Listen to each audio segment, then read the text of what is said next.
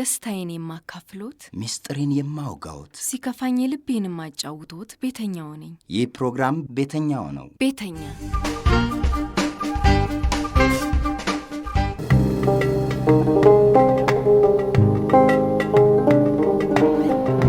አውቶቢስ ተራ እንደዚህ ቢዝነስ የሚሰሩ ጓደኞች የሉኝም። ሲሄድም ብቻዬን ነው፣ ስመጣም ብቻዬን ነው። ለምን ሴቶች ስለብሳ አይወዱም። ሁለቴ ሶስቴ ስገባ ይቀናሉ። እነሱ ቆሞ ወጣ ገባ ካልኩኝ ወንድ የሚመላለሰው አስደግማ ነው። እኛ እዚህ ተገትረን ይብሎ ይቀይሙኛል፣ ይናገሩኛል።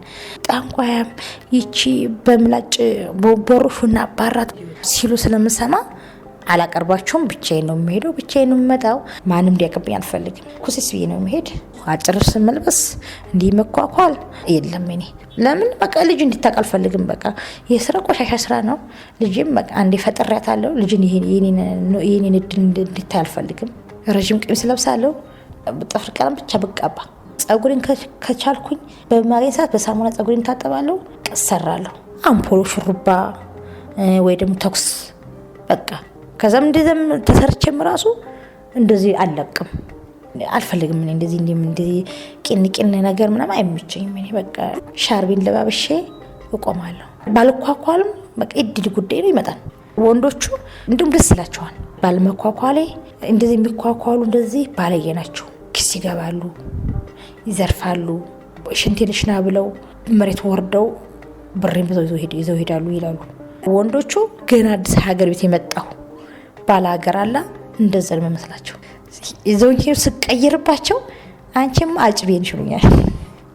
ሀገር ቤት ገና የመጣሽ ትመስያለሽ፣ አንቺማ አጭቤንሽ ልም ያልሽ የከተማ እንትን ነሽ ይሉኛል። አንዷ ግን ግልጽ ነገረችኝ። አንቺ ለምንድን ነው ሁሌ ተሸፍነሽ የምትመጪው? ሁሌ ሻርብ የምትለብሺው አለች። ሰው ሳስቶ ብርድ አልችልም፣ ብርድ ስለሚበርደኝ ነው እላታለሁ። እነዛኞቹ ደግሞ አስደግማ ነው እንደዚህ ሁሌ እየለብሽ እንጂ ኩሲስ እያልሽ እንጂ ተብላ ነው መሰል ይሉኛል። ስራ ያውጣችሁ ምን አገባኝ። ሰምቼ እንዳልሰሙ ላሽላለሁ። ከዛ የምቆሙበት ቦታ ቆማለሁ። ካገኘሁ ገባለሁ፣ ካላገኘሁ ደግሞ ያው እድሌን ብጠብቄ ካገኘሁ ካላገኘሁ ወደ ቤት እመጣለሁ ተመልሼ። ሰር ስራ ማለት ነው። ቢዝነስ ስራ ሳይድ ልጅቷ እያለቀሰች ያስቸገረች የቤቷ ባልተቤት አካራይ ሲልዩ ሌላም እዛም አትበይ እኔ ጋር ተደራሉ። ከፈይ ማልሽ አንቺ ስጋሽን ሽጠሽ ለኔ ያስጭኝ እቺን 20 ብር መከፈያት ለሰው ለምትሰጪውን አጣራቂምና ለልጅሽ ልብስ ግዢላት አሉ። ቸግሮሽ እንጂ ብትወጁ ደልቶሻል ለምትወጁ። ስለዚህ እግዚአብሔር ሲን ስራ ተስተሚሽ ድረስ በቀን ልጅቷን በእኔ ኃላፊነት ታይና እየርሽ በቀሰሪ እንዳትጨናነቂ ያሉ። ከዛ ያን ታውኩኝ ልጅ ሴትዮ ጋር ማሳደር ጀመርኩ። ይጀምራሱ አልሰራም ብታይ አፍሰው ፖሊስ ጣቢያ ይዘውኝ ሄዳሉ። በዛ ሰዓት ስሄድ በቃ የሆነ ጭንቅንቅ በቃ ቁጭ ብዬዛ ማንም ተዝምትለኝ ልጅ ተዝምትለኝ ማን ቋጥሮ ምሳ ማን ወስድልኝ ትምህርት ቤት ዩኒፎርም ማን ያለብሳታን በቃ ጭንቅ ነው የምለው። ፖሊሶቹ ለምናቸው ልጅ ካለሽ ለምን መጣሽ፣ ለምን ይሄን ስራ ትሰሪያለሽ፣ እንደዚህ ይባል ካለሽ ምናምን የሌለ ነገር ይሳደባሉ። በስንት መካር ለምኝ በስንት መካራ አልቅሼ ምን ብዬ 4 ሰዓት 5 ሰዓት ይልቁኛል። ልጅ ጠዋት ተነስታ ደግሞ ገዛ ሰዎቹ ቤት አድራ ወደ ቤቷ ስትመጣ ቤቱ ቁልፉ ስታይ በሩ ላይ ቆማ ስታለቅስ አክስቴ የለኝ ዘመድ የለኝ ሰው ሀገር ሰው ነኝ እኔ። ይቺ ልጅ በቃ ስታጣኝ ወዴት ትሄዳለች? እማዬ ምንሽ ነው የቆየሽ? ታክሲ አጥቼላታለሁ እኮ ሙናቢ ነው እማዬ ሙናቢ ነው መኪና መታብኝ እያልኩኝ አራለው እማዬ ታክሲ አጥቼ ነው የመጣሁት። አሁን ነው የመጣሁት ተደርሻለች ትምህርት ቤት እላታለሁ።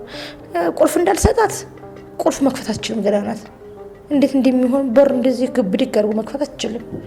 አርፍጄም ቢሆን ቋጥሬላት አጉርሻት ቁርሷን አብልቻት ልብሷን ዩኒፎርሟን አለባብሻት አርሻት መጣለሁ። ለምንድን ነው የቆየሽው ምናምን ቢሉኝ እንኳን መምህሮች ሴት አዳሪ ነኝ አልልም። ቡና ወርድ ገብቼ እንደዚህ ሰዓት ሄዶብኝ አያስወጡኝ ብሎ ምናምን ብዬ በጸባይ እንትን ብዬ አስገብቻት መጣለሁ። ከዛ መጥቼ ደግሞ ለራሴ ቀይና አጣጥቤ ቤትና ድርጅት ምን ብዬ ያለችኝ ቀማምሼ ማታ ሲያንቅልፍ እንዳይዘኝ ብዬ እተኛለሁ። ደግሞ ሲመሽ ደግሞ ሄዳለሁ፣ አውቶቡስ ተራ ሄዳለሁ። አንዳንዴ በቃ ቻንስ ያጋጠም እገባና በጊዜ 200 ብርም ሰጠኝ 150 ሰጠኝ ገብቻ። አንዳንዶቹ ሂጂ የሚሉ አሉ። ሂጂ ሲሉ እወጣለሁ። ደግሜ ደግሞ እግዚአብሔር ካለ ደግሞ ሌላ ወንድ ደግሞ ታብቀና ገባለሁ። ሁለተኛም ገብቼ አንዳንዶቹ ውጭ የሚሉ አሉ፣ ቻንስሽን ሞክሪ የሚሉ አሉ። ሁለቴ ከገባው በሶስተኛው አልሰራም። ለምን ህይወትን እፈልጋለሁ፣ ይደክመኛል። አንዱ ደግ ቢሆን አንዱ ክፉ ሊሆን ይችላል። በሶስተኛው ኮንዶም አልጠቀም ሊል ይችላል። ብሬን ያዝኳትን ብርን ቢቀመኝ ይችላል፣ አይታወቅም። ያዝኳትን ይባርክልኝ ብዬ ወደ ቤት ሄዳለሁ። ሁሌ እንደዚህ ተተሮ በሰራ እኮ ይሁን ለራሴ የሚሆን ሻይ ከፍቼ እወጣለሁ። እንደዚህ ሁሌ ስራ ባላጣ አለና አስባለሁ። አንዳንዴ በቃ ወንድ በጣም ይጠፋል፣ ሴትም ብዙ ነው። ወንዶቹ እኛም ብሎ ይመጡና ሌባ ደግሞ በጎን ይመጡና ያባረሩብናል። በኋላ ይመጡና ይዘርፋሉ ሌቦች፣ የኛን የሚጠይቁት ወንዶችን ማለት ነው። በዛ ሰዓት በቃ ይርቁናል፣ እየፈሩ አይመጡ። 4 ሰዓት ተኩል ከሆነ ስራ የለም፣ ጭር ነው ያለው። ዱርዬ ብቻ ቃሚ አጫሽ ሌባ ነው ያለው እንጂ ደህና ሰው የለም። ወንድ ካጣው ልጄን ነገ ምን ነው ማበላት? ሳሙና ልብሴም ተጠራቅሞ ቆሽሿል፣ የልጄ ልብስም ቆሽሿል። ክሰልም የለኝም ዘይትም የለኝም። ምን ይሻል? ወይ ዝጋቢሮ ወይ ዱቤ ሄጄ አምጥቼ ወይ እከፍላለሁ ወይስ እንዲሁ በቃ ጭንቅንቅ ነው የምለው። እንቅልፍ አጥቼ ብርድም መጥቶኝ አጥቼ ስሄድ ለእኔ አንድ ዳቦ በልቼ እውላለሁ። ልጄ ግን አጣው ብላትም አትረዳኝም። ወንድ ሲጠፋ መንከራተቱ፣ በስባልቱ መዞሩ፣ ብርዱ ወንድ ሳጣ የሚሰማኝ ስሜት እዚህ ስራ እንደው ስገባ እንደው ግሬን ቆርጥ አርጎት ወይ እንደው አንድ ነገር ሁኜ ቢሆን እናቴ ባትፈጥረኝ ውሃ ሁኜ በቀረው እንደው እስተመቼ ነው እዚህ ስራ የምኖረው? እስተመቼ ነው እንደዚህ የምዘልቀው? መጥቼ ብርድ ቀቅሎኝ ሄዳለሁ። መጥቼ አላገኝም ስራ ብዬ ልጅን ከሰው ጋር አስተኝቼ ሄጄ ሳልሰራ ስቀር ይሰማኛል። 10 ሰዓት እስከሚሆን ድረስ የሆነ ቦታ ቆጭልና ብርድ ይበርደኛል። ወደዚህ ብል ይሻለኛልና ወደዛ እንደው ከአጋጣሚ ወይስ የመሸበት ሰዓቱ ያለፈበት ሰው ቢያገኝ ብዬ በቃ ወደዚህ ይዞራለሁ። ዱር ያለ ጫት የሚቅም በረንዳ ዳሪዎች ሌባ ያለው አንዳንዶቹ ያው አንቺ ሰርተሻቤም ብልግና ነገር ይናገሩኛል። ነገር ላሳልፍልና ዝም ነው የምላቸው። በዚህ ሌሊት እኔ ያልጎዳ መጀመሪያ ከተጎዳው በኋላ ውሪ ብል ፖሊስ የሚደርሰው ከተጎዳው በኋላ ነው። ዝም እላለሁ።